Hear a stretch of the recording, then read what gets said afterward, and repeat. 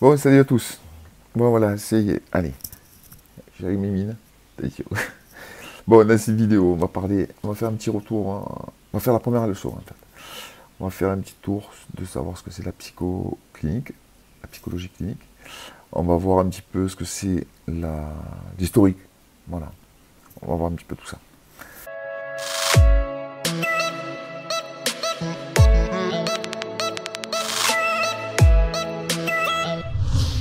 Bon, salut à tous. Bon, j'espère que vous allez bien. Bon, on fait le premier cours. On va parler de psychologie en général.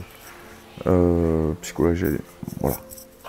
On va voir un petit peu ce que c'est la psychologie. Il faut commencer par là parce que ça vous donnera des... Pour la suite, on a besoin de savoir. Bon, en psychologie, il faut savoir que psychologie, ça vient du mot grec psyché. Psyché, c'est la pensée et l'âme. Ça veut dire pensée et âme en grec. Et logos, c'est parole, étude et connaissance. Donc ça veut dire, en fait, c'est l'étude de la pensée humaine. Voilà. La psychologie, ça veut dire l'étude de la pensée humaine. C'est l'étude des comportements, des attitudes et de la pensée d'un sujet. Une science humaine, ce n'est pas une science exacte. C'est une science humaine. Elle a 4 branches. La psychologie clinique, c'est l'étude des conduites en lien avec l'organisation psychique et le fonctionnement individuel d'une personne. En psychologie clinique, on fait la différence entre le normal et le pathologique. On fait la différence entre les deux. C'est-à-dire qu'on étudie des comportements, des conduites, et on est capable de faire la différence entre le normal et le pathologique. On reviendra sur la notion de normal et pathologique. Qu'est-ce qui est normal pour les uns et pas pour les autres? On verra tout ça. On en reparlera. En psychologie clinique, on utilise l'écoute et les tests. D'accord? On fait les deux. On fait des tests, des écoutes. On traite des patients avec des souffrances, en fait. Des souffrances psychologiques. Ensuite, il y a la psychologie cognitive. Ça, c'est comment fonctionne le cerveau. La psychologie cognitive s'intéresse au langage, au fonctionnement, à la mémorisation. C'est une méthode expérimentale. Ça, on appelle les psychologues cognitivistes, on les appelle aussi des neuropsychologues. Voilà. C'est eux, ils travaillent sur le cerveau. Il y a la psychologie sociale aussi. La psychologie sociale, elle étudie les comportements sociaux, en fait. C'est l'étude des comportements des personnes dans un groupe, en lien avec l'individu ou avec un groupe. Voilà. La psychologie sociale fonctionne avec de l'observation, avec des enquêtes, des questionnaires. On étudie une population, on peut étudier... on étudie l'individu au travers d'un groupe. Voilà, c'est les relations sociales. Voilà ce qu'on étudie. Comment ça fonctionne. Ensuite, il y a la psychologie du développement. Alors ça, c'est l'étude des comportements humains tout au long de sa vie pour comprendre les stades. Il y a l'adolescence, il y a des stades dans la vie. C'est ça, à quel âge on doit avoir fait ça ou pas. Généralement, la psychologie développementale, on étudie les enfants adolescents. On arrive à savoir où ils se calent dans leur phase, leur stade. Donc, dans la psychologie, il y a 4 grandes familles. Il y a la psychologie clinique, la psychologie cognitive, la psychologie sociale et la psychologie du développement. Le clinique, c'est l'étude de la pensée et du fonctionnement de la personne, une personne. La psychologie cognitive, c'est l'étude du cerveau. Voilà, comment fonctionne le cerveau, quelle zone on a dans le cerveau. C'est aussi plutôt le gestaltisme, on parlera, c'est-à-dire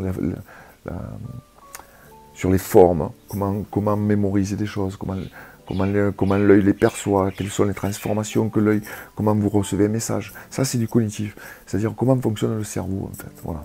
Ça, c'est la psychologie cognitive. Ils vont s'occuper de ça, savoir est-ce qu'on a des déficiences là-dessus ou pas. Ils travaillent, c'est le plus proche du scientifique, cela. Voilà.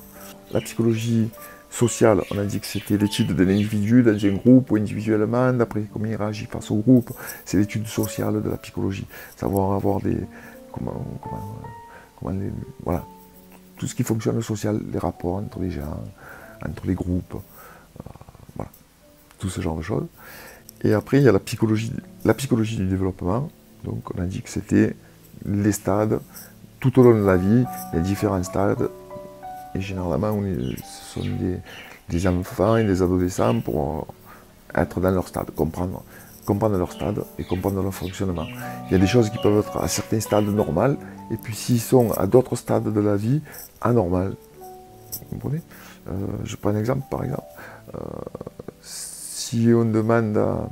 Si un enfant de 5 ans se met à te raconter une histoire et te dit qu'il a un ami imaginaire, ben, ça prouve qu'il a beaucoup de... Il a de l'imagination, lui. Voilà. C'est bien. À 5 ans, il est capable de dire qu'il a un ami imaginaire, c'est pas mal. Maintenant, si c'est quelqu'un de 50 ans qui te dit « Moi, j'ai un ami imaginaire, je l'entends, je joue avec... ouais, là, il y a un problème. Ouais, c'est pas normal. Il y a des choses, selon les stades, il y a des choses qui sont normales, qui sont dans le comportement normal, et d'autres qui sont pas normales. Je vais vous faire un petit point historique en fait, de la psychologie. C'est pas vieux la psychologie. En fait, la psychologie tire son origine très très lointaine dans la philosophie, dans les penseurs grecs. Là, je ne vous montre pas ça. Mais là, si on parle de psychologie, je vais vous parler de psychologie clinique. Et la psychologie clinique, c'est pas si vieux que ça. La psychologie clinique, c'était entre le 18e et le 19e siècle qu'il a commencé à apparaître. Le terme psychologie clinique fit son apparition pour la première fois en 1890. C'est pas vieux. 1890, on entendit dans une revue scientifique le terme de psychologie clinique. Hartenberg et Valentin sont deux psychiatres qui ont fait paraître une revue scientifique. Et c'est la première fois qu'ils vont employer le terme de psychologie clinique, là-dedans, en 1890. Hartenberg et Valentin. Dans la même période, aux États-Unis, il y a Leitner,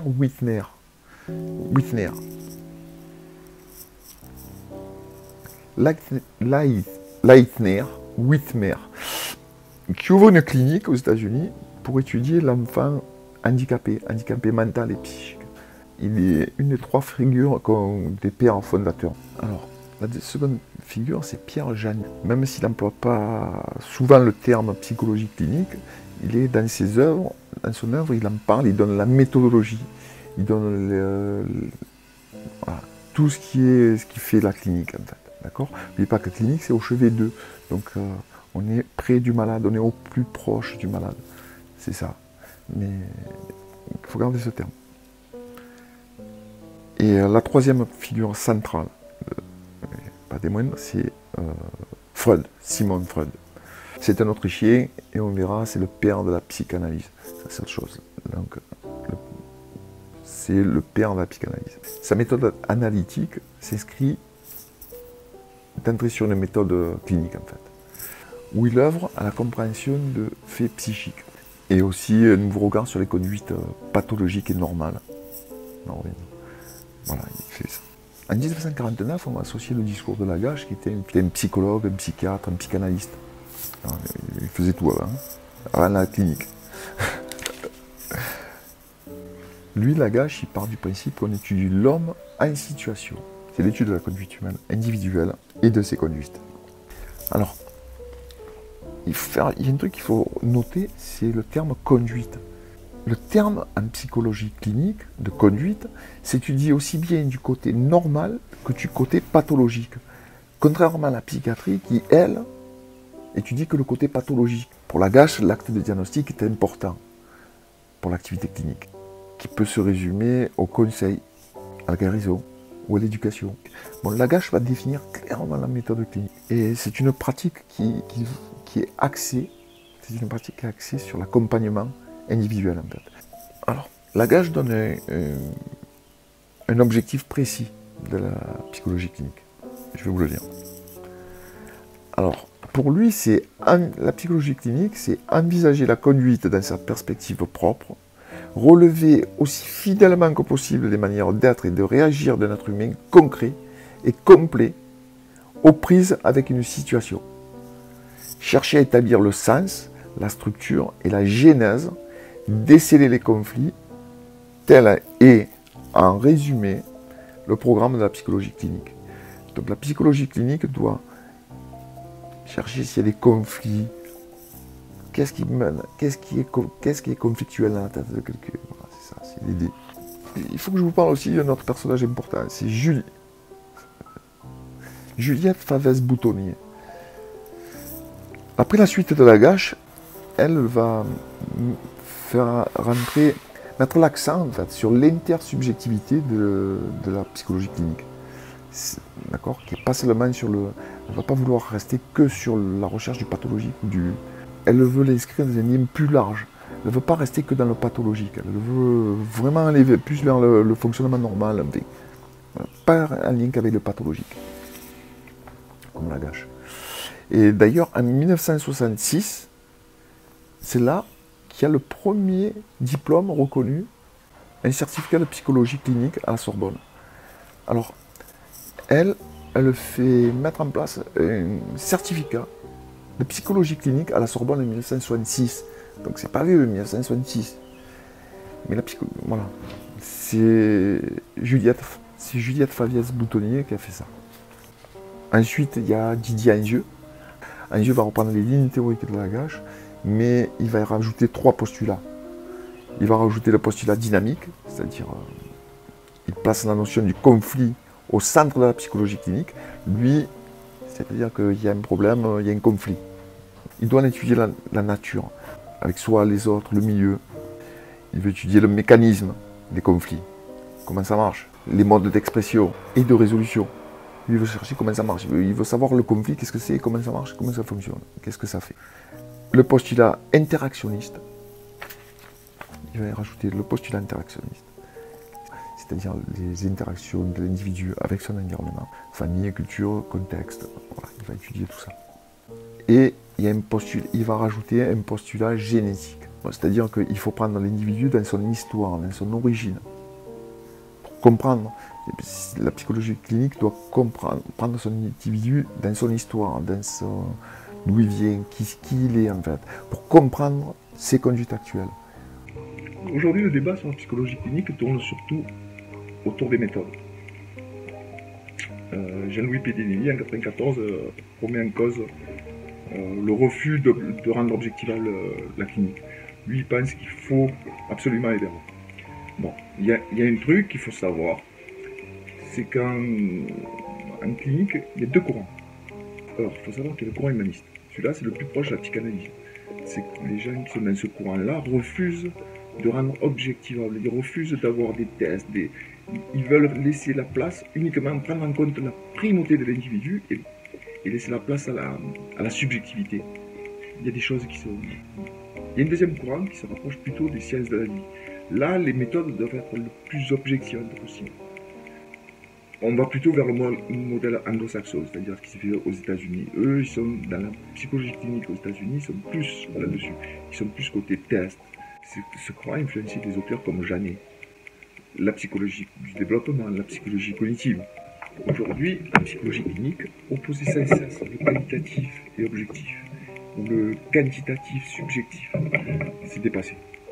On ne peut plus seulement suffire à s'opposer, on a besoin des deux. Un seul modèle ne peut pas apporter la connaissance complète de l'individu, ni de son fonctionnement psychologique. Il faut tenir compte de la totalité des dimensions qui interviennent. Les histoires personnelles, les interactions familiales, les troubles cognitifs. C'est pour ça qu'aujourd'hui, la plupart des chercheurs tentent de trouver des méthodes aussi bien quantitatives que qualitatives. De toute façon, peu importe le courant, l'intervention doit rester clinique, parce que l'objet essentiel de la psychologie, c'est l'humain. Dans sa totalité, dans son ensemble, voilà, c'est l'humain. Il ne faut pas perdre de vue que de toute façon, c'est l'humain. L'humain engagé dans son histoire, avec une dynamique psychique en perpétuelle évolution. On est toujours en train de plus. En fait, on arrive à la notion de psychisme. Là, on va voir,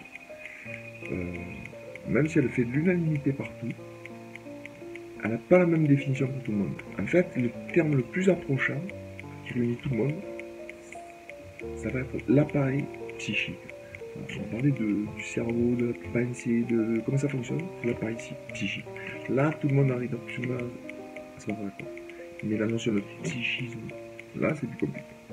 Le psychisme peut être défini comme l'ensemble des éléments conscients et inconscients qui définissent l'identité objective ou subjective du patient et qui lui permettent d'avoir une certaine conception du monde qui l'entoure, d'avoir accès à la perception de sa place dans ce monde et du type d'interaction qui en découle. Le psychisme, c'est donc ça que le clinicien va prendre en charge pour être au plus près de l'humain.